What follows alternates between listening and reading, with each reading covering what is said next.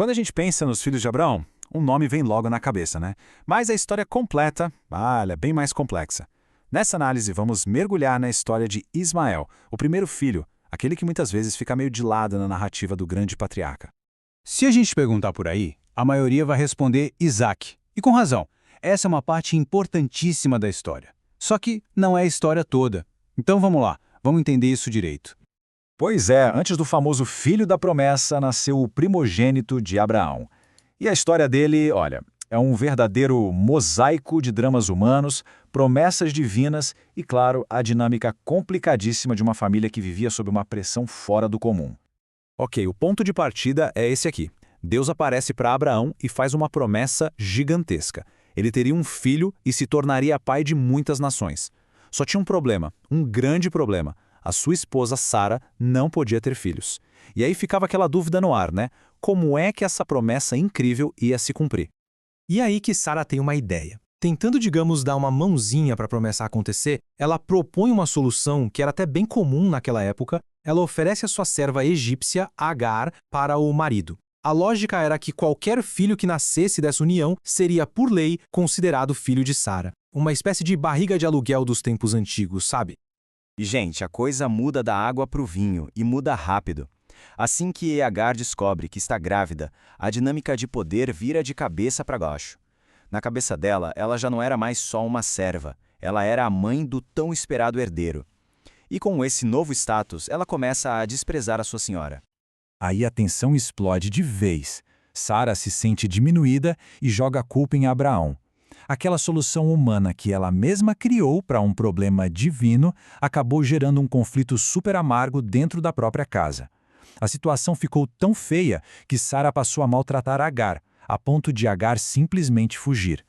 Avançando alguns anos no tempo, o conflito chega no seu ponto máximo. Depois que Sara, milagrosamente, dá à luz o seu próprio filho, Isaque, a presença de Agar e Ismael se torna absolutamente insuportável para ela. O pedido de Sara é pesado, brutal até. Ela não via Ismael só como o filho de outra mulher, mas como uma ameaça direta à herança e ao status de Isaque na família.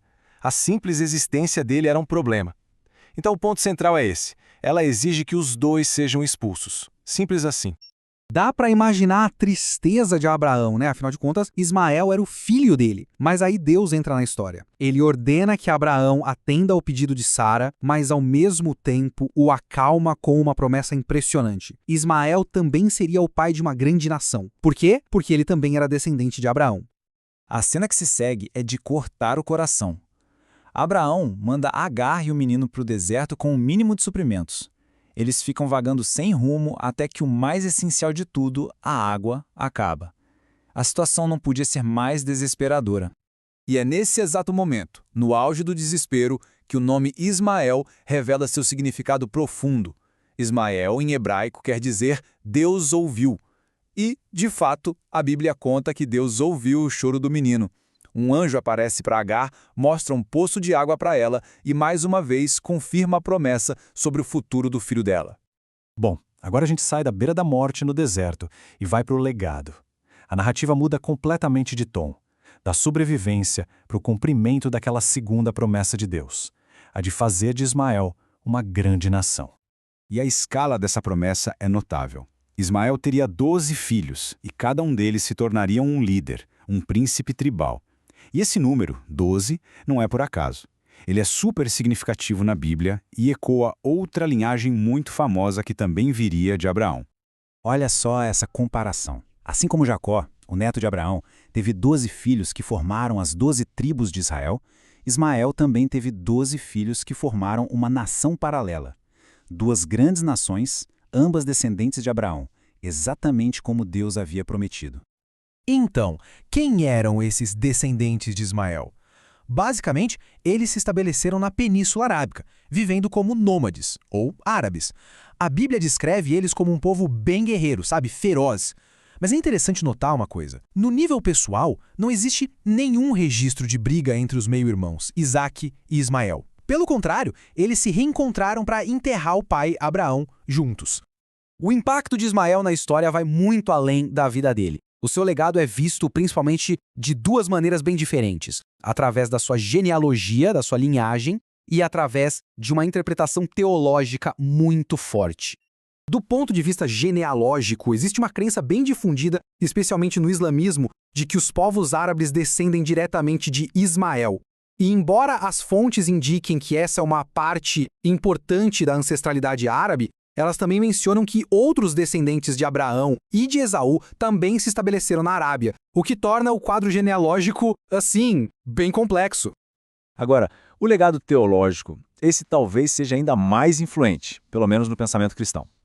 Lá no Novo Testamento, o apóstolo Paulo pega toda essa história de drama familiar e a transforma numa alegoria espiritual super profunda.